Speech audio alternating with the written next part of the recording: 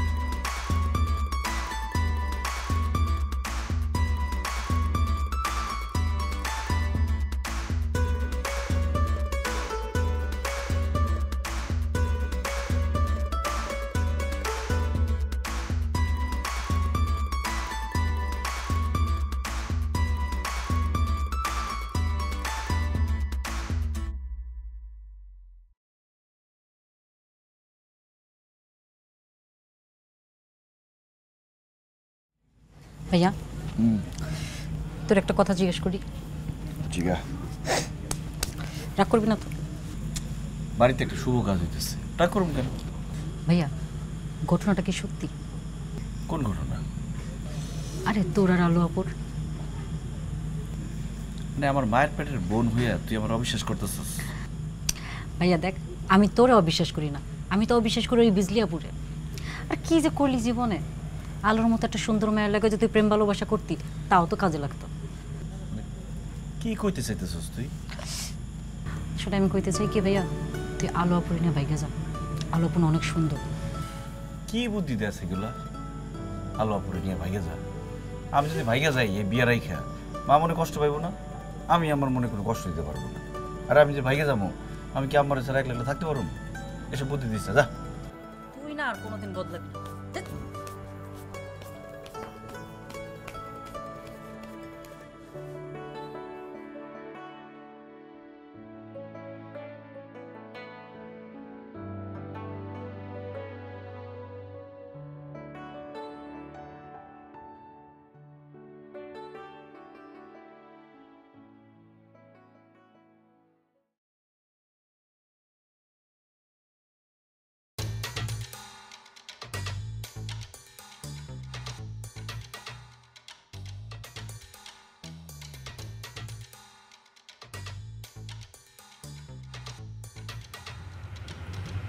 আব্বাসে কই রে? আব্বাসে তো ভাই ওয়াশরুমে গেছে। পরে সময় মতো পাই না। আচ্ছা আমি মনে হয়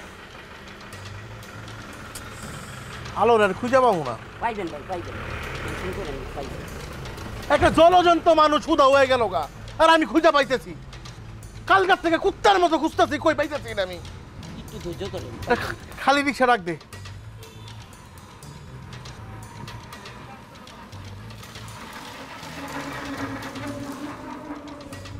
ওই খালি ওই এদিকে আরো, এদিকে, এদিকে। খালো ভাই, সামনে, সামনে, আপনি সামনে। রাও রাও রাও রাও। ভাইজান কই যাবেন? কোন জায়গায় যাব না, একটু টল দেবো।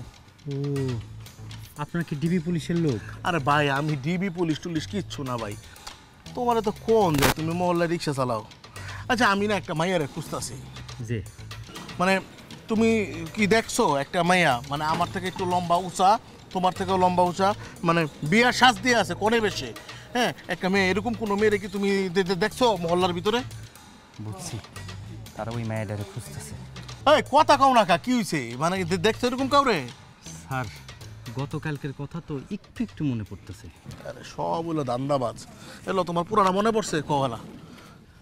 স্যার কোণে বেশে একজন আমার রিক্সায় উঠছে। তারপরে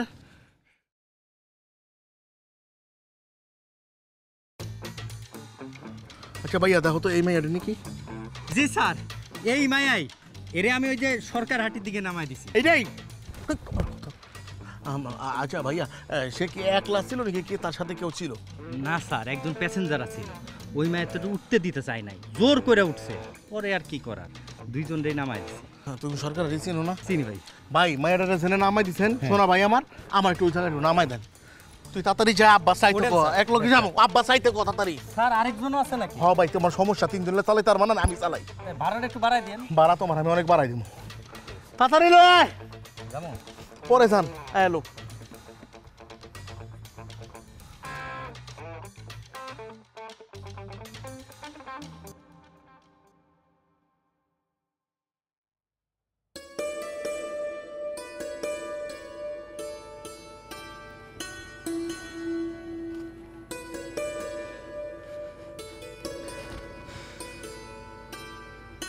আপনার ভাগ্যটা কিন্তু অনেক ভালো। কেন এই কথা মনে হলো কেন? এই যে আমাদের বাড়িতে আশ্রয় নিলেন, কোনো ঝামেলা হলো না, কেউ জানলো না, বুঝলো না। এটা তো কিছুদিনের জন্য আশ্রয়। ভাগ্যবান তো আপনি, এত ভালো এত সুন্দর একটা পরিবার পাইছেন।